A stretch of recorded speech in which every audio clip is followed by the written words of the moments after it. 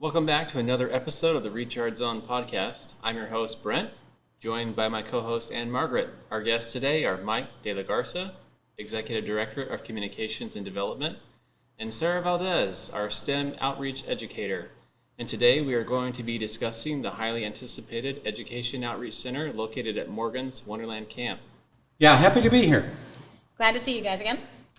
Okay, so now that Brent kind of gave that introduction on the EAA EOC, Mike, can you give a brief overview of what Morgan's Wonderland Camp is and what the EOC is, how this partnership came to be between the EAA and MWC, and how it evolved to the Education Outreach Center? Well, thank you, Ann-Margaret. Yeah, this has been a journey that has been going on for almost 4 years now. When I arrived at the Edwards-Aquifer Authority, I understood that education was a basic component of our outreach efforts throughout the 8 counties that we serve. But what I also realized was that in terms of having a uniform impact along and across all 8 regions, we didn't quite have the resources that were necessary for the appropriate equipment and the appropriate display and the appropriate exhibits to really make the case for our education program in impactful and meaningful terms.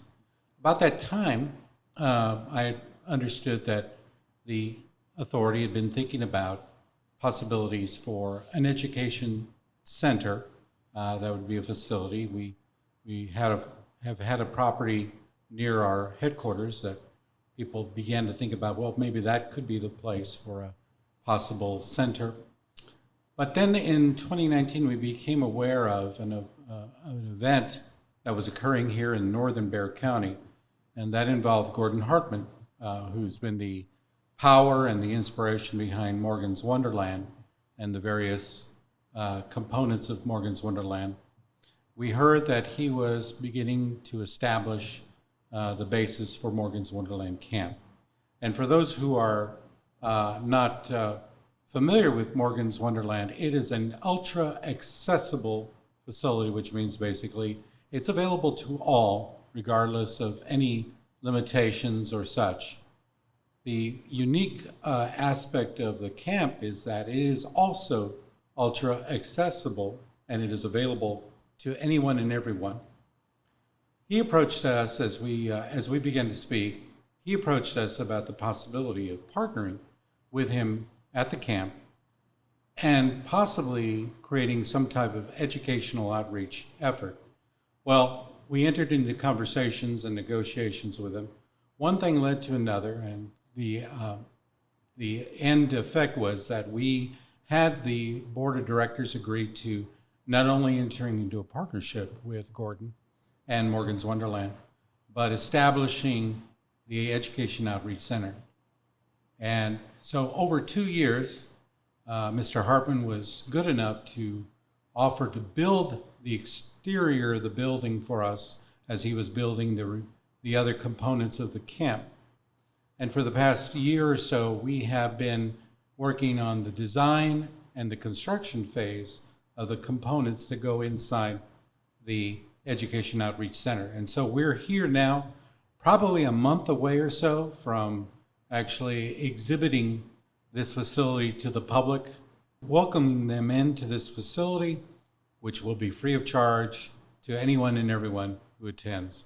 This partnership that we created with Gordon and with Morgan's Wonderland Camp, I think is testament to the notion of innovation, imagination, and most importantly, inclusion, something our general manager, Roland Ruiz, has mentioned time and again and makes it a point to remind us all that if we pursue those ideals, we'll achieve some great things.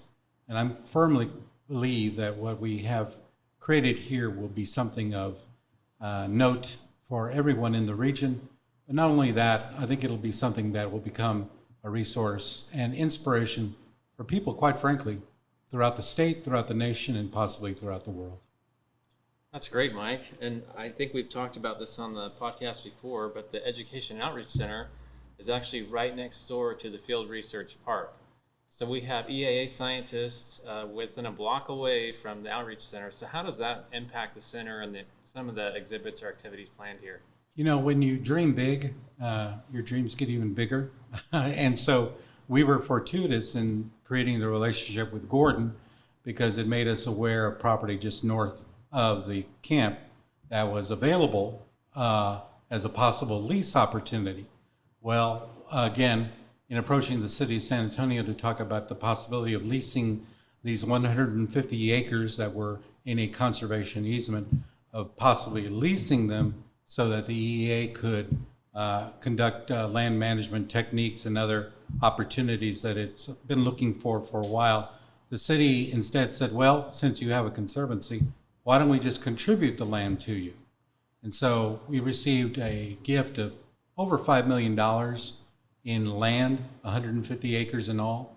And this field research park, as we've come to call it, is where our scientists get to learn, play, and live, quite frankly, now almost for the past 2 years. And in that case, what's occurring now is with the information, the studies that are going on there, that research is becoming basically the basis for our education outreach here at the Education Outreach Center. It's nice to have the research and the education in one area that will allow us to basically communicate in real time the great things that are happening at the Field Research Park, and quite frankly, what Roland refers to as the next generation of the EEA is happening right here. And I think, kind of to second what you're saying, Mike, I think we've had people reach out to us and say, you know, how do we visit the aquifer, or how do we see some of the things that y'all are offering or the research that y'all are conducting? And no better way than this education center, right? Like, you can get a snapshot of what it's like to work at the EAA and what it's like to be, quote unquote, inside the Edwards Aquifer. So Sarah, can you share with us some of the educational offerings that set the center apart from other education centers, and how is it ultra accessible? Well, as Mike mentioned, our location is really going to be key here because we are so close to the Field Research Park. We have scientists working with us pretty much. We have a rich legacy of having been doing education in the classroom for, over 25 years now. And while we still do a lot of those same activities that we've done with the students, we're now able to do much more. We have a lot more data and a lot more research right at our fingertips. So students are not going to be doing just the same old activities and the same old experiments and the same old lessons that they did before, but they're now seeing our science in action. So they're looking at the research that is actually new, things that we're now finding out. And so we're really on the cusp of breakthrough science. So the Education Outreach Center is going to be using some of that data and some of that research and some of those scientists and really just kind of working as a community of learners. So they're not just going to be in their classrooms, but they're out here at this beautiful center and they're learning things that are happening right now. They're studying the aquifer right along with us, and so we're all learning together.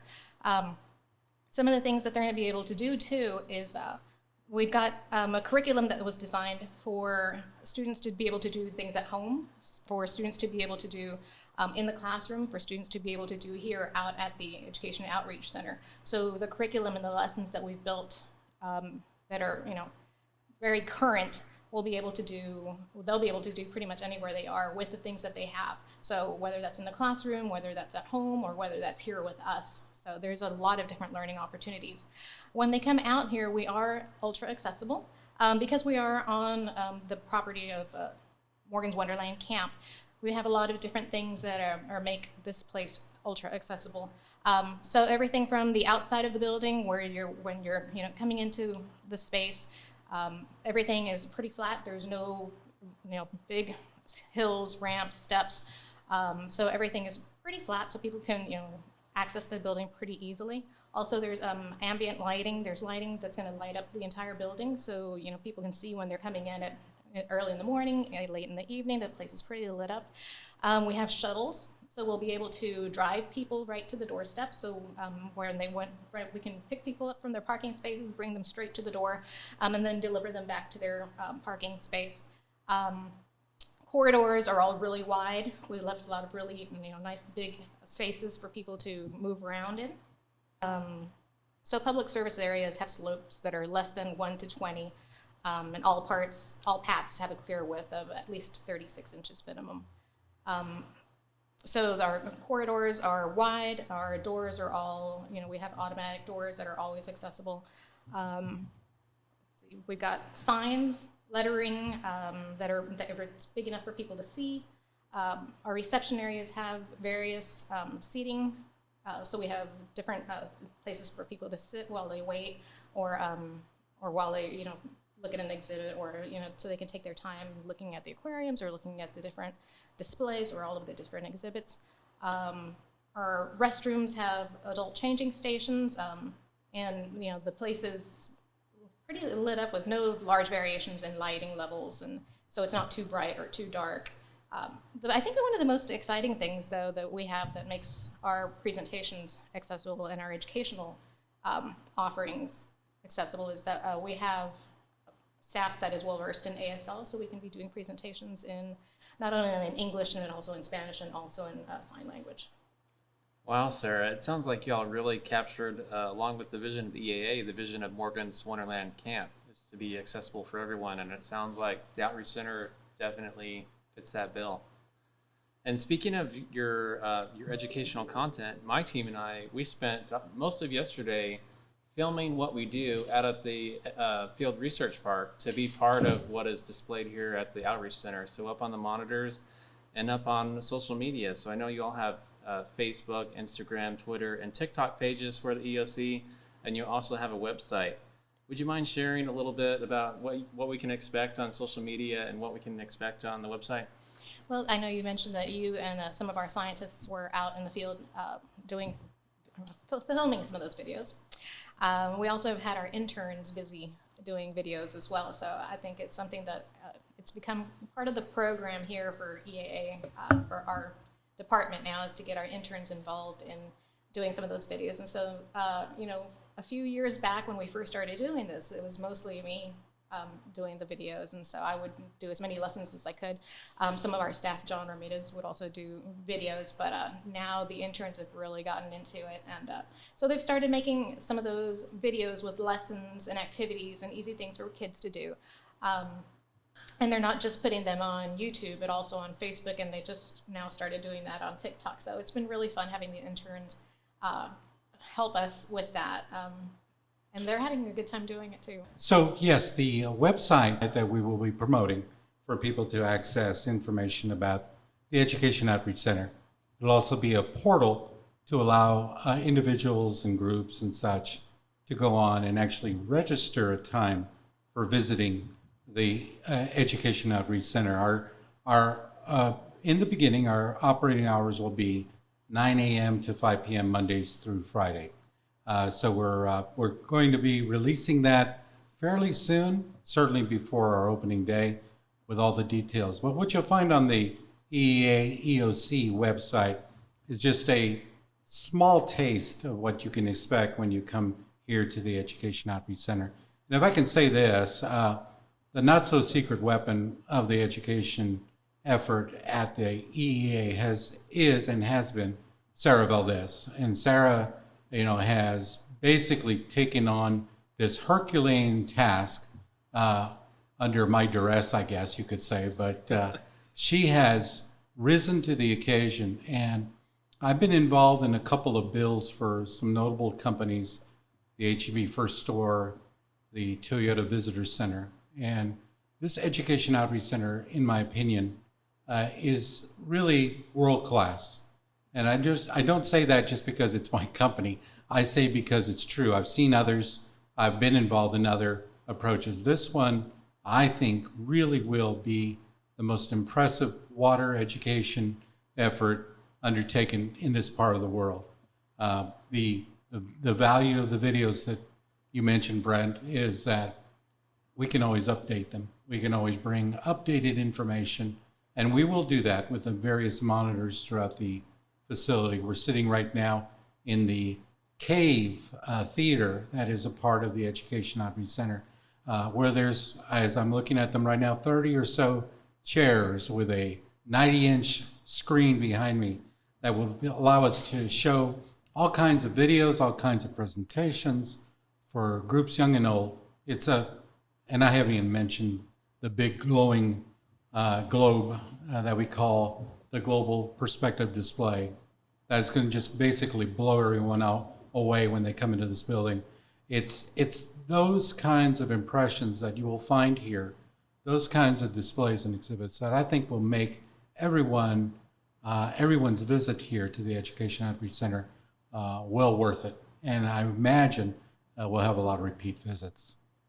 Yeah, you mentioned it, Mike, and I'll just reiterate here, our podcast is being recorded in a room that's surrounded by 10 to 12 foot cave walls with stalactites on the ceiling, simulated to make you feel like you're in the Aquifer.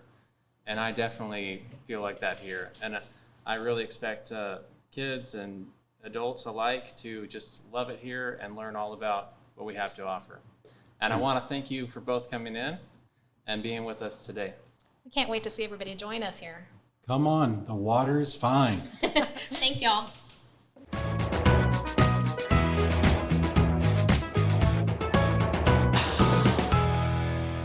Thanks, y'all, for tuning into this episode of the Recharge Zone podcast. And don't forget to visit the EAA Education Outreach Center, which is the first Aquifer Education Center located on the Edwards Aquifer Recharge Zone. For more information and to schedule your visit, please visit EAA EOC.org. We hope to see you all there.